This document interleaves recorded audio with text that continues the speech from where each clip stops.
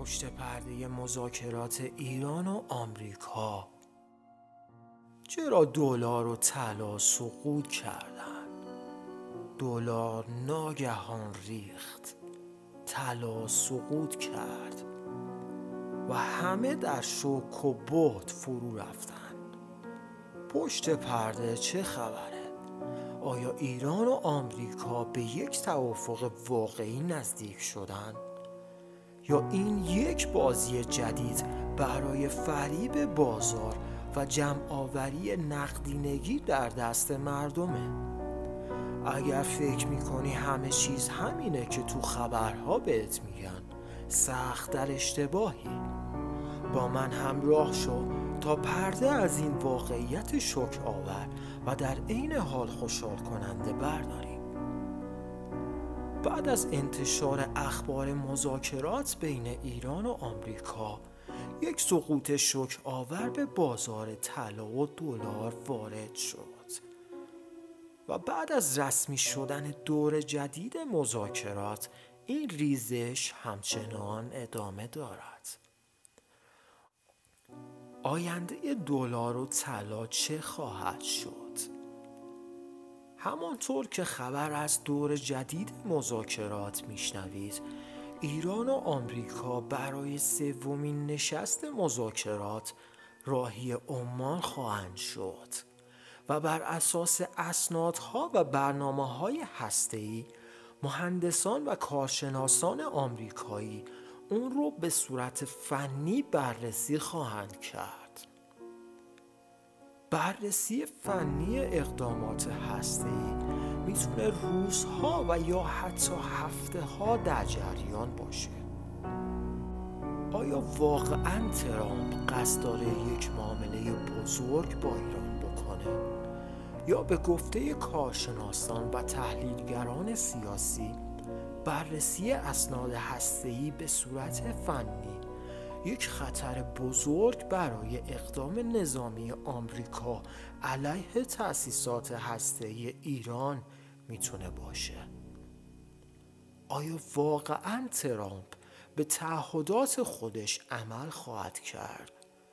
یا از این مذاکرات برای اقدامات نظامی بهره خواهد برد؟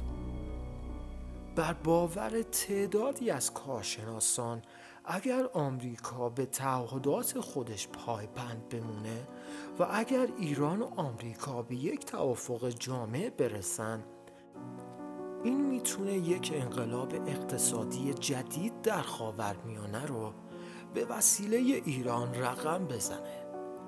همونطور که میدانید، ایران یک کشور مهم از نظر ژئوپلیتیک در آسیای میانه است که میتونه قطب ترانزیتی جهان قرار بگیره و با کسب مالیات از سیستم ترانزیتی جهان، فروش نفت در سطح عربستان، قراردادهای گازی با اروپا و قراردادهای تجاری با جهان، میتونه خودش رو در خاورمیانه جدید در مدت بسیار کمی به یک قدرت بزرگ اقتصادی برسونه. آیا واقعاً دولت مردان ایرانی صلح با جهان رو به یک موقعیت اقتصادی بزرگ در منطقه تبدیل خواهند کرد؟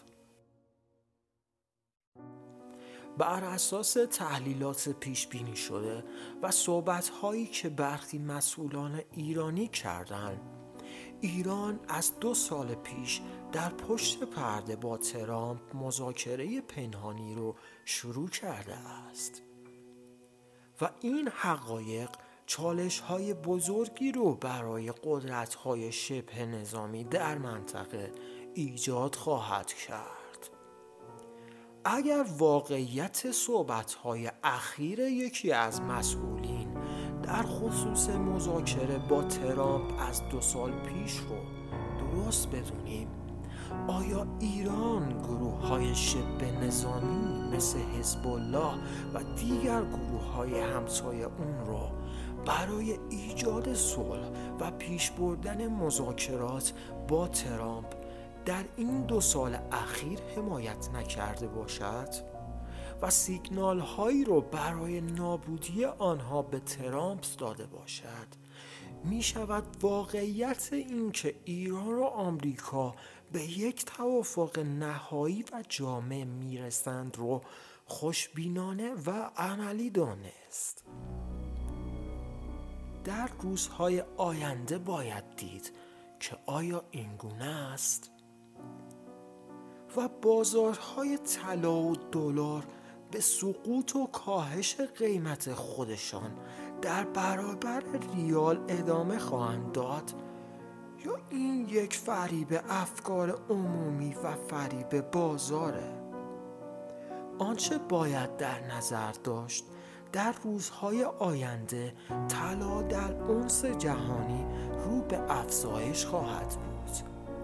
کشورهای توسعه یافته خرید طلا رو به عنوان یک دارایی امن به صندوق دارایی‌های خود اضافه خواهند کرد و در هفته‌های آینده شاهد بالا رفتن اونس جهانی به صورت غافلگیر کننده خواهید بود. و از آن سمت در ایران باید دید که این تثبیت و کاهش قیمت دلار و طلا تا چه زمان ادامه خواهد داشت.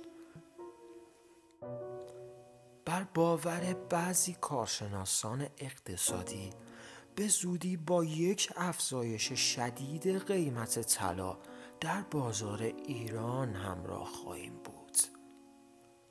امیدوارم که مطالب این ویدیو مثمر ثمر واقع شده باشد برای شما عزیزان. برای حمایت از ساخت ویدیوهای بیشتر در این باره لطفاً کانال یوتیوب ما رو دنبال کنید و صفحه رسمی ما رو در شبکه‌های اجتماعی با نام نامیرا مدیا دنبال کنید.